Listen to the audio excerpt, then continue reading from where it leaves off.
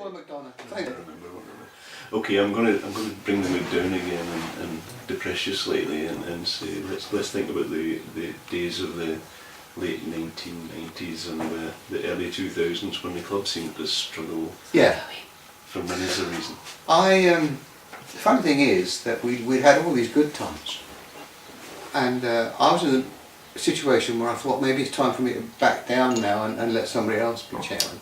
You know, just at the time when the FA, let's say Cotton Socks, changed the rule about home gates, because at the time we were getting a third of Roker Park, St James's Park, Upton Park, whatever. We were getting a third of their gate, which is about the equivalent of 4 home games at Cambridge United. And when they did that, of course, I remember talking to John Docherty, and he said, "Well, we're finished," you know, and we were effectively finished because that next season, I think we had 2 players left from the original 11, 14, whatever it was, that formed the basic squad. I think we had 2 left, and all the other places were taken up by the youngsters. And so I thought, I can't walk out now. I'm going to have to do another few years, get us through this, to help them get through the bad patch, shall we? But it was very depressing to watch the side finish, you know, bottom of what was then Division 2, and then bottom of Division 3, and then bottom of Division 4. So it was, really bad time. Tough times, but you've stuck with the club, and you've stayed with them in their 9 years of non-league. 9 years. In the non-league. Yeah. The last game I saw was a couple of years ago when we played Luton, because that was a big game. And as I say, my next door neighbour in Cyprus is a Luton Town supporter. So I stuck with Abbey Action until we felt like we sort of rounded a bit of a corner. But that's really sad when we got relegated to the conference. And you know, I'm just over the moon for them when they got back in, because it's where we belong. Now we've had some interesting times even in the conference. We had the 2 playoff finals, for example. Yeah, the funny thing is, I went to the Chesterfield one, which is the one that we won, and then and I didn't go to either of the other 2, Torquay and Exeter. Although I was tempted to go, and I didn't go to either of them, and it's. I think I'd have been so depressed having lost both of them that I didn't go in the end. I think that's understood. But you were at least able to watch the playoff issue. Yeah. Just going back to just after John Docherty, do you remember Ken Shallatow and John Lyon? John Ryan.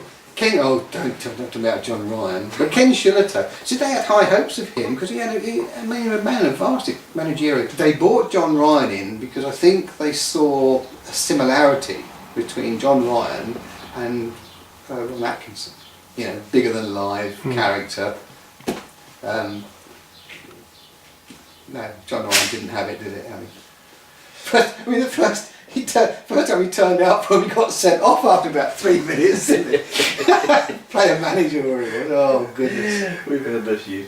Let's concentrate on football for a few minutes before we wind up. But let's think there must be players from each era that you can remember. So it's hard to compare maybe someone from the 60s with someone from the present team. You know, levels of fitness are different. Yeah. Well, the game's different. Yes. And so you know, the ball's different, and the boots are different, and I think physically they're a lot stronger than they were in early days.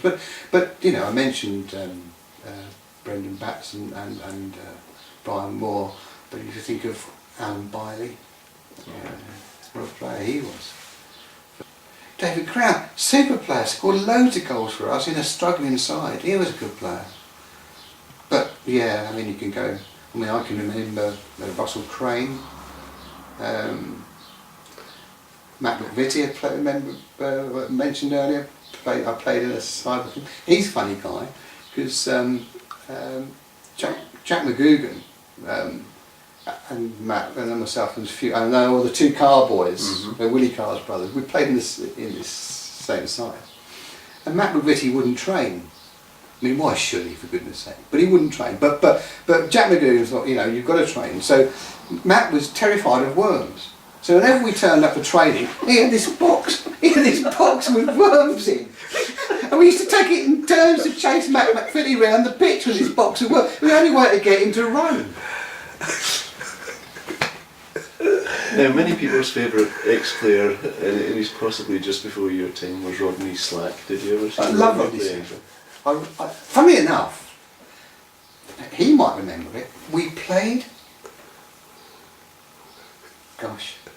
it was Barnet or somebody. We played somebody in a cup game. It may not have been desperately important, not an FA Cup. We played somebody. We could have lost that game 10-0. I remember it. We lost it 1-0. We were at home. We lost 1-0 to whoever it was. But I remember coming away. We could have lost that 10-0. Rodney Slack made about 9 outstanding saves in that game. But yes, super goalkeeper anyway. Great goalkeeper. Meeting your heroes is sometimes a disappointment. But just occasionally they surpass your expectations. Can you think of anyone who's?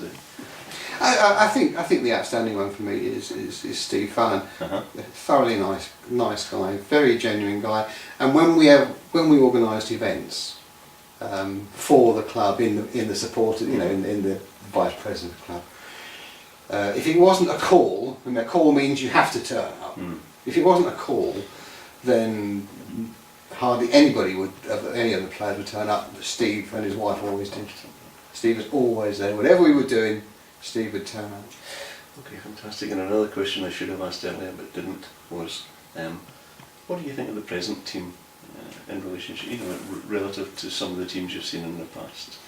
I think, clearly they've had a wonderful season, and it is not easy to get out of the conference. It really is not easy, as we've known that. We've waited 9 years to get out. They've shown a strength of character and a resilience, and quite a lot of skill. And I think they'll do quite well in Division 2. I think Luton will win it. I think they'll go straight through with the resources and the players they've got. And I honestly don't think there's a lot of difference between Division 2 and the conference. In fact, there's probably as many good sides in the conference now. There's 15 ex-league clubs in the conference. Okay. Derek, thanks very much for talking to us today. It's been a great pleasure, and it's always wonderful when you ask 2 questions and you speak for 20 minutes. that makes my job remarkably easy, and Alan and I love it today. Okay. Thanks very much for recording. I did say to you you'll have trouble shutting me up once I start. We've not finished yet. Oh, right, okay. Derek, it's been a great pleasure to meet you today. Thank you very much. Thanks for inviting me. Thank you, Alan.